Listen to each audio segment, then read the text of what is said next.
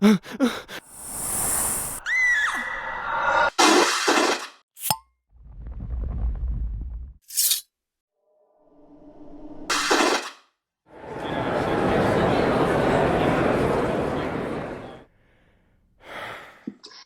and welcome to the Supernatural Fandom Track here at Continual. I'm your host, Gail Z. Martin, and tonight we're going to be talking about the legends and lore and mythology of Supernatural. 15 seasons, there's a whole lot of that going on. And right now I'd like to have our panelists introduce themselves. Michelle, kick us off. Hi, I'm Michelle Crowley. I'm a lecturer at Northern Kentucky University, and I teach popular culture and public speaking and all sorts of geeky fun stuff. Great. And Elektra. I'm Elektra Hammond. I'm a writer and editor. I've got stories out in a couple of anthologies. The most recent one is in Alternate Peace, edited by Stephen Silver and Joshua Parmentier. Terrific. And I'm Gail Z. Martin. I'm Morgan Bryce. As Gail Z. Martin, I write epic fantasy, urban fantasy, steampunk, and more. And as Morgan Bryce, I write urban fantasy, male, paranormal, romance. But the big thing is we are all huge Supernatural fans, and we're here to talk about all that good stuff about where the writers got their ideas. So let's start with all those creepy cryptids, all those creatures that the Winchesters hunt.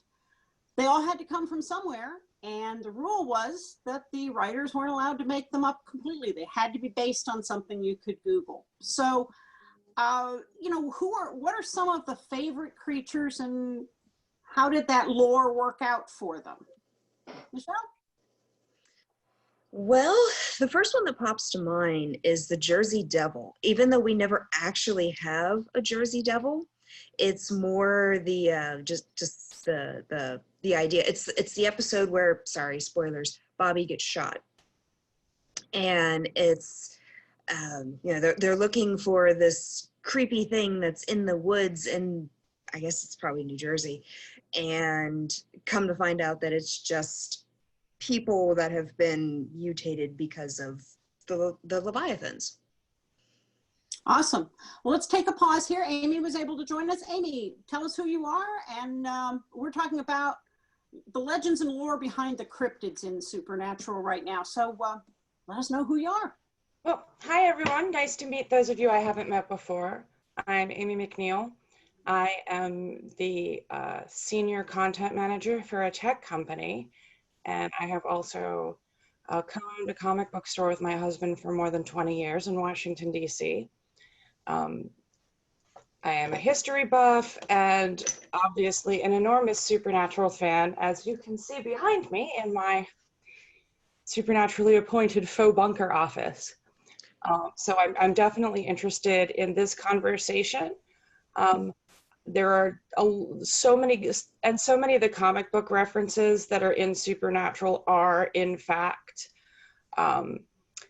push-throughs to legends and lore, a lot of it based through the DC Vertigo, Neil Gaiman kind of world there. There's even one point where you see Death reading a Death comic, which is very interesting. So the different cryptids and stuff that are involved. I know you were mentioning what was supposedly the Jersey Devil a few seconds ago, which is an old favorite in the area. I personally live in Maryland, where our particular cryptids are Black Aggie, Chessie, the Chesapeake Bay sea monster, and the Goat Man. And also the Blair Witch Project movie was set here, although that has nothing to do with legends and lore for my state. It's just some shit people made up. So. Yeah, but Supernatural kind of hearkened it in several episodes where they did that kind of camera, the one I call the nausea camera, but yeah. I think it's got a more official name. The shaky cam. Yeah. I also have motion sickness, so I find it to be extremely disturbing. Yeah, but it's a technique. Elektra, how about you on well, I really like what they did with their version of vampires and werewolves and the idea of the alpha. Mm-hmm. Yep. I think one of my favorite bits is when Dean goes looking for a vampire in a bar and he finds a guy wearing glitter. Hey, well, it works getting the chicks. Right. But the idea of the Thanks, Twilight. the Yeah. prime alpha that they're looking for, and if we can get these guys and kill them, that'll kill off all the vampires. And I love the way that building on that, they put together in several different ways, taking popular vampire mythos stuff and kind of squishing it together.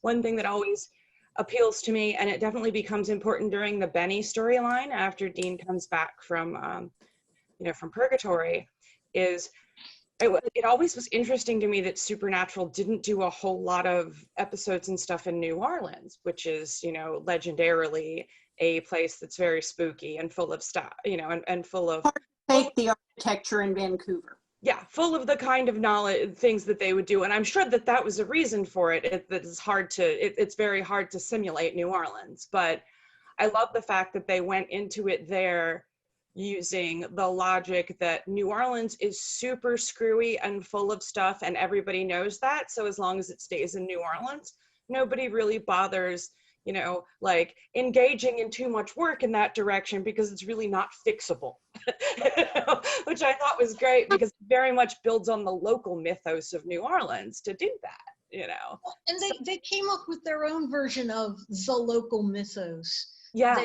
They had their version of the Thin Man or the Slender Man. Yeah, Slender Man. And then the kids who just built out one of the local houses and filled it up with writings in the basement that came from all sorts of different things, and they took one look at it and says, wait, this don't make any sense. It's not all from the same, it's not Enochian, and it's not this and it's not that. It doesn't fit together. What's going the Blue on? Oyster Cult. Yeah, that's what makes Tulpa so interesting, because it's just the same thing that legends and lore, IRL are. Like, it's all stuff that if you get enough people to believe in the gnomes that live under the mushrooms outside, then it does take on a life of its own and develops into something that is carried down multi-generationally, So the idea of a tulpa in that direction is not only very powerful, it's a very good explainer for a lot of things that they encounter throughout the series that aren't necessarily in the lore. Mm-hmm. There are new things being created all the time through this, if enough people believe it, it's true. I thought one of the interesting ones that they kind of put their own spin on were the wraiths, because I love that. like you have the wraiths with that nice little stabby thing coming out of their wrist, really creepy, but very different from the traditional wraith, which is more or less a type of restless, vengeful ghost, as opposed to a corporeal creature that shivs you with, their own little wrist claw. Yeah. Monster manual wraiths are more like a ghost that is a little souped up, a little angrier, and maybe it has a little bonus power due to either the way it became a ghost or, what the creature was, what that person was in life before they became a wraith. So I found it really interesting for them to make that differentiation, because I can see that it would be hard for civilians, people who are not nerds, to make that distinction between, well, what's the difference between a ghost and a wraith? They're like the same thing, One of the things they do that is absolutely fabulous is, like with Benny, they don't say werewolves are bad or vampires are bad. Some of them are shades of gray. I won't say that Benny was a good vampire, but Benny was at least, friends with Dean for some definition of friend.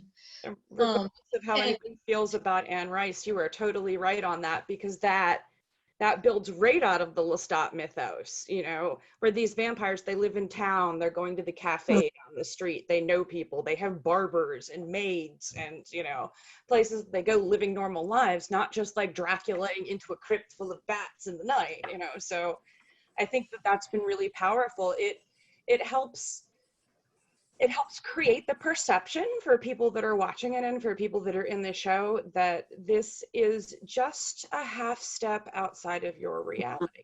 And if you just open your eyes, you'll see it. Well, and I think it took Dean a while to get to that point of saying that not all werewolves, not all vampires were bad. and of course, you know, part of it was getting over his own brother and being able to accept Sam, and coming to terms there. And then both of them have had their time over the years being monsters themselves in one way or the other. So their relationship with Castiel was very important in determining to them that not every non-human creature is an enemy or should be considered that way. Because, you know, with Cass becoming a part of their lives and a part of the team, they had to, you know, that really caused some long-term adjustment in the way that both of them were going to look at things, especially Dean. You know, well, as and the relationship developed, yeah, he learned that the world was a bigger place than he thought it was growing up. yeah, I mean, Crowley the same way. Crowley was always a frenemy, but still ended up more of a friend and sacrificed himself for them. Rowena the same way. Even Meg, you know, And that ended up doing them some good turns. that follows the journey that people take to adulthood in a lot of ways, where you have to learn that the world is not the black and white place that you thought it was when you were 12 or 16 or 18. You know, as you get older, you know, you learn those things, and Dean really goes on that journey as a character. I've always felt that Dean got way more character development than Sam has over the course of this series. You know, that's very much me, because Dean's mindset has changed so dramatically that indicates a lot of mental growth, and his relationship and attitude towards monsters and legends and things of that nature has definitely illustrated that growth.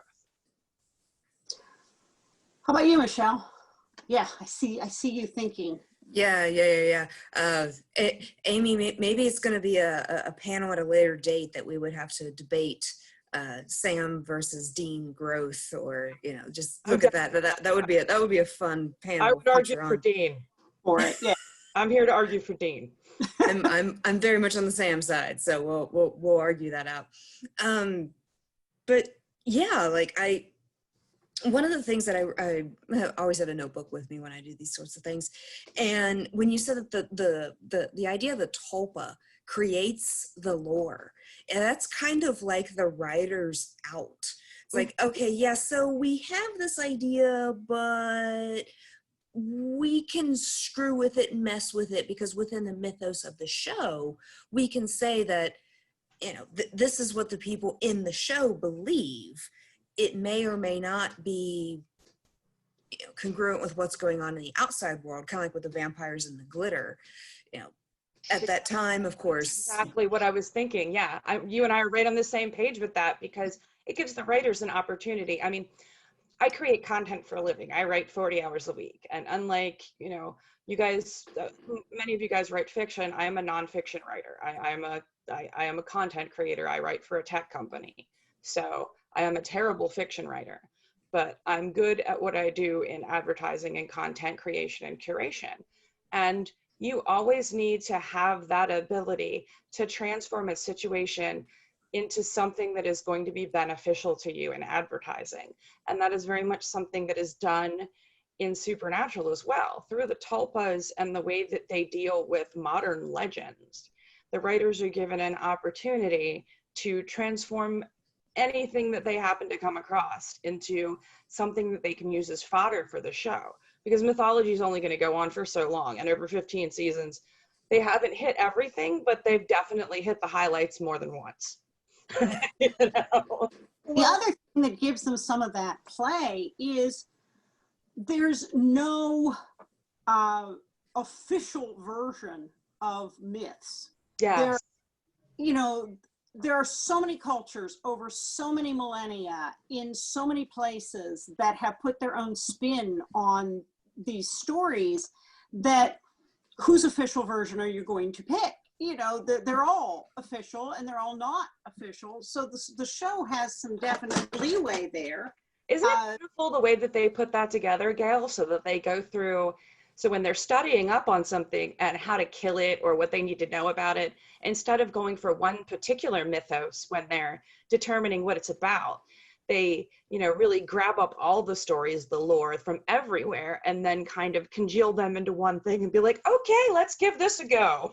This looked like it appeared 3 times. Like, kind of like you're doing a real journalism, you know, like you're doing a real story on somebody. Like, this must be the truth. 6 different people are saying it.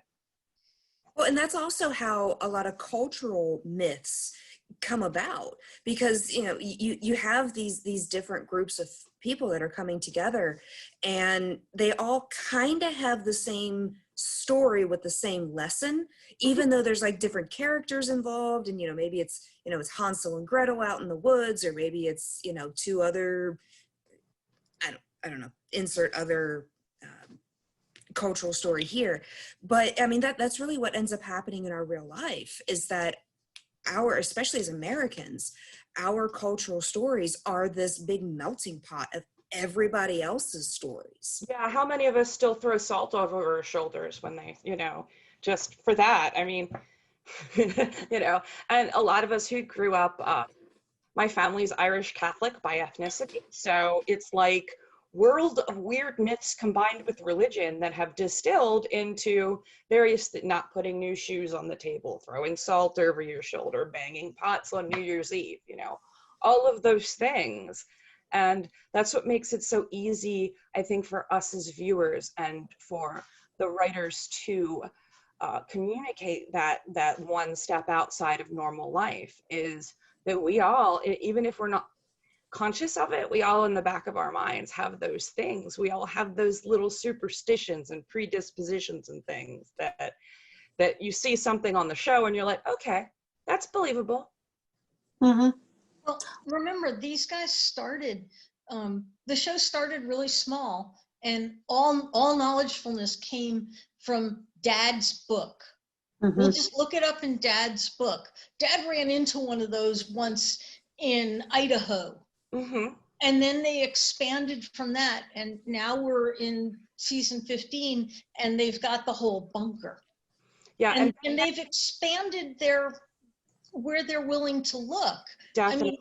I mean, there's one pivotal episode where they're trying to figure out who made these people disappear. The sheriff's brother. Oh, yeah. And Sam goes missing, and what kind of monster are we after? And they finally look at it. You're just a guy. Right. Mm-hmm. You know, I'm looking for a monster, and you're just people. The Benders. That episode is The Benders. It is one of the creepiest possible episodes I've seen of the show, because typically as you go through, there's some weird thing that you're stabbing with an ash stake dipped in apple juice boiled on the last full moon or whatever. This is just people, and you can't get past that. And to speak to your point there, Elektra, Ben Edlund and Eric Kripke are both heavily influenced by comics. Ben Edlund is one of the owners of New England Comics, which is not only one of the oldest comic shops around, but also created the Tick.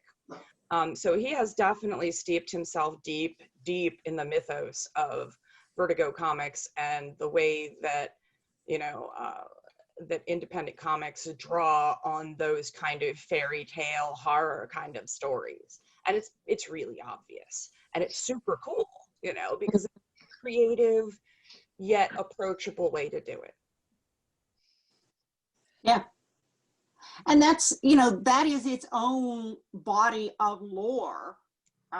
One of the things I love about Supernatural is that the lore also includes really the body of pop culture, because there are so many references to so many things. And somebody mentioned the Blue Oyster Cult symbol. Well, that's its own whole story. So a lot of times when we talk about legends and lore, you know, we're talking about the creatures or magic or, you know, the languages, but that pop culture is also a mythos in what the songs represent or what the settings represent. Our modern mythos that includes things like the Avengers and Star Wars and you know, even Supernatural, which is part of our modern mythos. And the Rudy Hobbit. The Rudy Hobbit gets a pass. Yeah, Yeah, exactly. But all of You those, like Elsa, just let it go. yeah, all of those things are in there. You see, I remember Dean's going to go into a gate to hell, and Billy is standing at, like, in front of it, and it's like in the back of this weird shop, and she is reading a comic book called Death, the Time of Our Lives, while she is standing there at the table. And that just, every time, that cracks me up every time I see it. And they're all making all the various Gen X references that the boys are making all the time. I didn't even really understand until I watched it with someone who was much younger than me, how you have to explain certain things like moose and squirrel. They had never heard of Bullwinkle before, had no idea what any of that stuff was. She had to Google it to figure out what it was about, and had still never seen an episode. And I was just like, I couldn't compute not having watched Scooby-Doo on the TV with the dial in the afternoon. It was just very strange. Well, I think one of the things that Supernatural does, and I think it's very smart, and I think it creates a lot of engagement with its viewers, is throwing those references out, whether it is a monster reference or angels or demons or whatever, and trusting us to get it. Yeah. And this really occurred to me at DragonCon a couple of years ago. The tremendous amount of shared cultural knowledge that you have to have in your brain to walk through a convention like that, or Comic-Con or something like that, and know who all the people are dressed up as, and get the joke when there's a funny button or a sign, and when people mash things together. There's a huge amount of acquired knowledge. Yeah, for a cosplay. I saw a group of people at DragonCon the last time I went. Sad, silent moment for DragonCon this year. That were doing the Avengers, but all done as fast food characters. So it was the Avengers, but like, instead of Captain America, it was Captain Kentucky Fried Chicken. Like, the way that, and it was just so funny. But as you were saying, you need to have all of those, check boxes to fire as soon as you look at that in your brain, to say, oh yeah, ha ha ha, both Colonel Sanders is now Captain Chicken, and I understand what the chicken bug and the red and white and the weird, and all of that come from. And we know he's really as Amadeus, but and it's something that happens on Supernatural all the time, because in the same conversation, they will make, in one conversation, the Impala, there will be 3 Star Wars jokes, 2 I told you so's, something about a song, and like 3 and a cat butt. I was hoping I would not cat butt you guys. We have a cat sighting. So and it's always say hello. Period. Angels and demons. So everybody thinks, they went to catechism, they went to Sunday school, whatever, they have this angels and demons thing in their head. I know I was scrolling through Pinterest one year around Easter time, and a lot of the saints pictures came up, and I found myself looking at a picture of Saint Gabriel going, that's not what he looks like. But, they played kind of fast and loose with some of that as well. Thoughts about some of the angel and demon lore? Growing up, I'm sorry, go ahead. Oh, no, go ahead, Michelle. Well, I was going to say that I grew up Catholic, Roman Catholic. I'm German, Irish Catholic, very common in my area where I'm from. And seeing this whole, like, angels being human, even if they're not like, human, they have human caricatures. They behave a certain way. Gabriel is addicted to sex and makes a porno and whatnot. Just seeing that kind of stuff blew my mind. Also having Lucifer being, all right, sorry, I like Lucifer. I like Nick as Lucifer. I like Mark Pellegrino. And just seeing them in a much different light than I've never seen before in another show. Because, we were talking before we started, about like Buffy and whatnot. They never actually went into the the mythos of an established religion like Supernatural has. Shout out But to Panelists Lucifer and the mythos of Lucifer that they've gone on to through there. But that's there's a whole lot of Neil Gaiman rolling around in that. yeah, so and so having the the Catholic side of my brain saying, hey, angels are this particular image, and then seeing them on screen as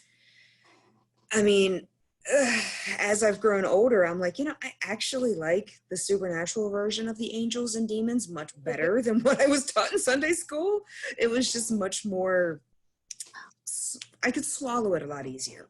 Well, when I first started watching it, and we got to the angels or dicks thing, that kid who went to catechism kind of rebelled a little bit. And then I thought about it, and I thought, can I think of a single time in the Bible when angels showed up to help somebody where they weren't specifically sent, where they did it on their own, or they wanted to go? No, usually they show up to, screw somebody up, smite people, level cities. But they don't show up on their own to do good works. This whole idea of having a guardian angel on your shoulder, that is in itself very much a urban legend. It's completely non-canonical from religious sources. And I love the complexity of the way that they built those characters, because to draw from the super nerd corner over here, like Charlie, I've also played in a LARP for a long time, and I have played a non-human character in a LARP for more than 25 years. So I have spent a lot of time thinking about the way that non-humans would think and learning how to behave that way. And that's what I found so impressive about these, about the angel and demon characters that they had here. The really excellent actors that they have chosen for, the main influential angel and demon roles. You were able to, both with the demons, see their humanity peek through, and with the angels, see their utter alienness peek through. And those were really important, because humanizing the demons makes them more attractive and makes them, makes it more understanding as to why people would, mess around with that. And making the angels more alien and strange really speaks to the fact that they aren't trustworthy, and they aren't the angel on your shoulder like you think with the little wings and halo from your Christmas tree. And I really think they did an amazing job with that. The demons almost seem to be the ones that almost identify more with the humans. Well, they were human at one point, and the angels weren't human at one point. Yeah, and Michelle, that's that sticky wicket with the demons, where they seem more and more and more appealing, but it's also the same thing we all learned in CCD, where the devil and his and whatever demons are very charming. They're going to draw you down the road to evil, and then you're going to get there, and you're not going to realize how you got there. So road to perdition, good intention, kind of the second theme of the show, when you think of. Well, and I do think it's kind of funny, and I just had this conversation on Facebook, which gives you an idea of what sort of conversations I get into on Facebook, but it was all the idea of junkless angels. And somebody had pointed out that if angels are truly junkless, then why was there a prescription in the Bible about the sons of men and the sons of angels, cohabitating and creating the Nephilim? Somebody had to have some junk somewhere. Yeah, exactly. That disproves that, but it's an interesting little road for Dean to go down, but as he gains maturity, you see that insult kind of stops, Yeah. Elektra, how about you? Well, my Bible stuff is not, sort of stops at the Old Testament, unfortunately. I grew up in a different tradition. Sorry guys. That's perfectly okay. It all informs this. I think they kind of liberally stole from everybody. That's an awesome analysis that I'd love to hear. Yeah. Well, we didn't talk a lot about angels. I can do the 10 Commandments thing a lot. But that's about as far as my Hebrew school went. Well, I can talk to you about the laws of kashrut, but that's another talk. Significantly more vengeful God, though. Oh, very, very much so. Not more vengeful. You know?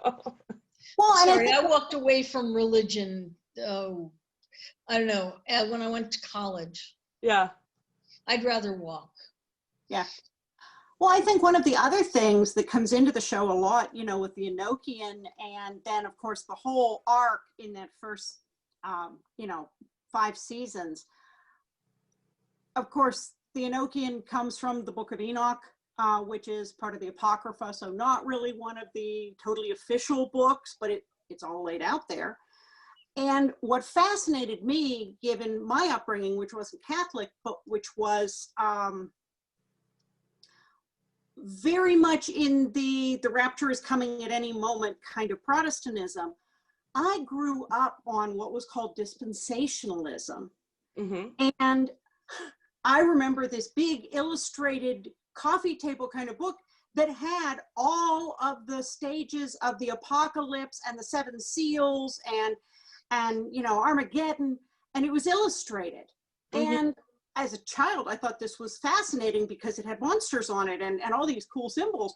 And I'm watching the show, having left this behind me 30 years in the dust, and I'm going, holy hell, they read the same books. This is, you know, Charles Leland's dispensationalism. They have ripped this right off. You're like, damn it, where did I have that book? Do I still have the book? You know? I had gotten rid of it when we cleaned out my dad's house. Oh, that had to be so irking. It's kind of a you know, spiritual clean sweep, and I'm watching the show going, oh my gosh, somebody really did their homework on this. Never throw away a reference book. All of Even if you have to live on them.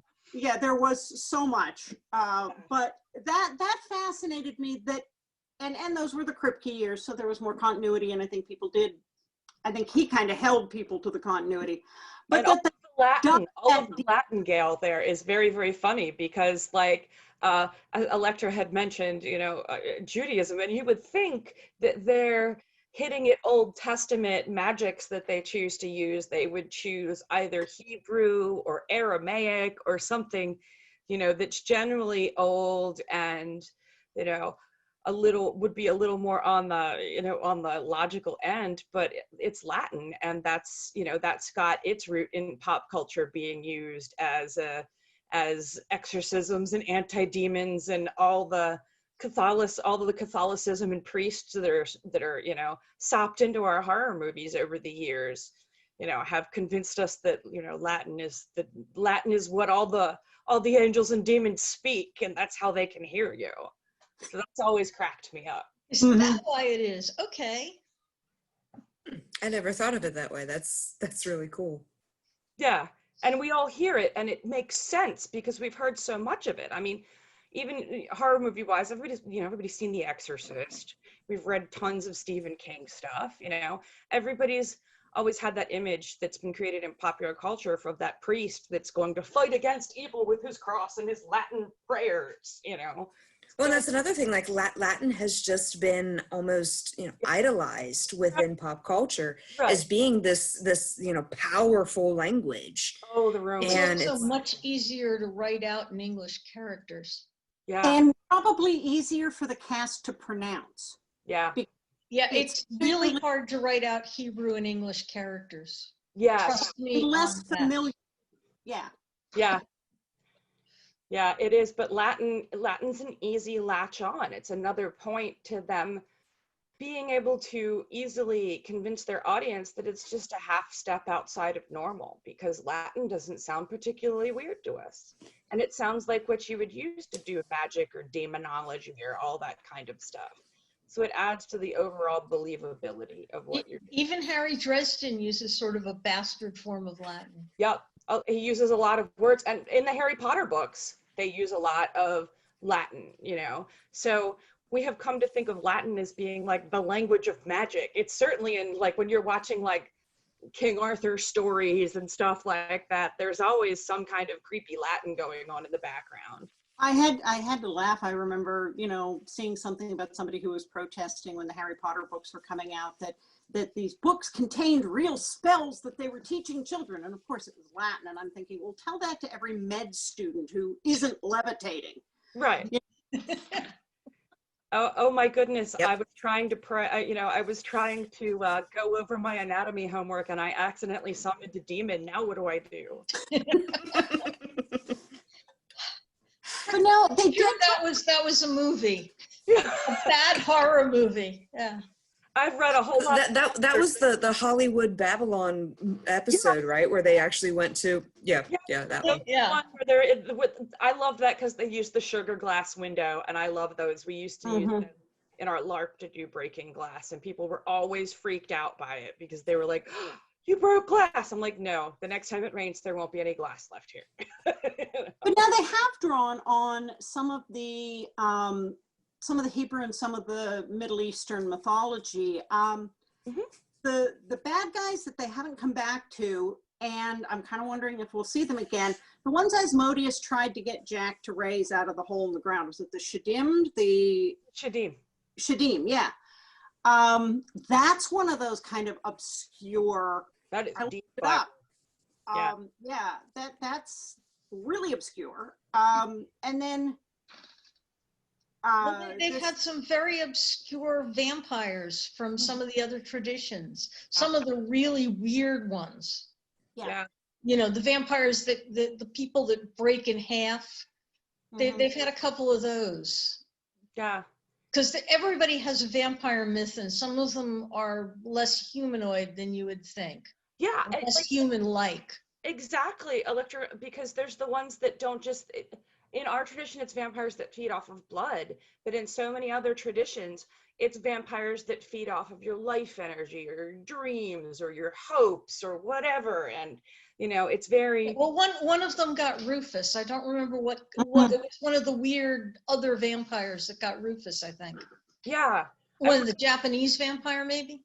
The Japanese vampires are very strange. There's one that's kind of a floating brain stem that goes after pregnant women, and it's like, what were you smoking to come up with this? I mean, that's just so out there.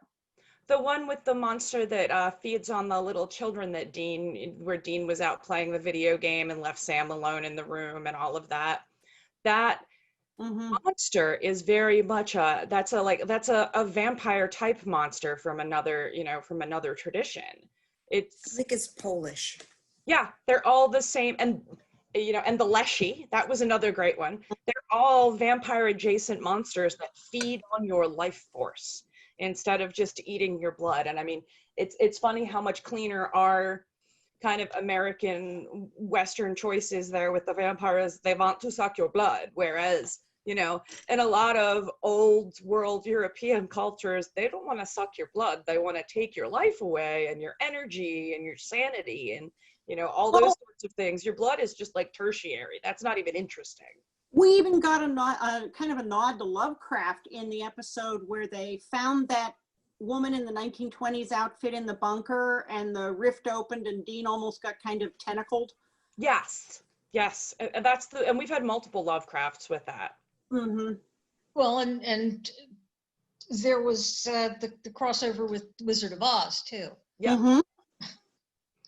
Because apparently Oz is a piece of the lore as well. Yeah, they did the dinner where they had, when they were opening, before they opened Purgatory, and the dinner that the young lady was at the house, and then they found out that she was a creature that had come out of Purgatory because her son, and Dean went and talked to him in a rest home, and like he was the only survivor. That was definitely a Lovecraftian reference. I'm a huge Lovecraft fan. I acknowledge that everything about him is truly problematic, but the monsters were okay. And Cthulhu is, that was one really interesting way for them to nod to the Cthulhu mythos without like really going deep into it. Well, they even got into, the legends, and talking about modern legends, the whole episode with the Looney Tunes, Hunter Hiroshi. So good. Where he put it together because he recognized the Looney Tune Legends, and then really Scooby Natural, that show has been on for 50 years. Right. It's got its own mythos, and they respected it. Yeah, I forgot how good the Looney Tune one. I always forget how good that one is until I watch it again. It's on Yeah. I my just watched that one last week. It is phenomenal. Yeah, it's on my list of ones to watch when I've had a bad day and I just need something light, funny, and comforting. Mhm. You know, Same. that's on there. Well, folks, I think we could, find more examples and talk about more things, and maybe we come back for Legends and Lore too. But we are actually at the end of our time. So thank you all so much for being with us tonight. It was Let's fun, go yeah. around and let everybody know where to find you online, starting with Elektra. Well, you can find me at untilmidnight.com, and it's been fun. Amy? You can find me on Facebook as Amy McNeal, and you can find me on LinkedIn as Amy Gardner McNeal, or on AO3 as the Lady Kira. Very good. And Michelle? You can find me on Twitter at preheatingprof. And you can find me online as Gail Z. Martin and Morgan Bryce. Everything else is pretty much a version of those. And of course, we are at Continual, which you can find us on Facebook and soon on the web. So stay tuned for more supernatural fandom coming your way on Continual. See you online.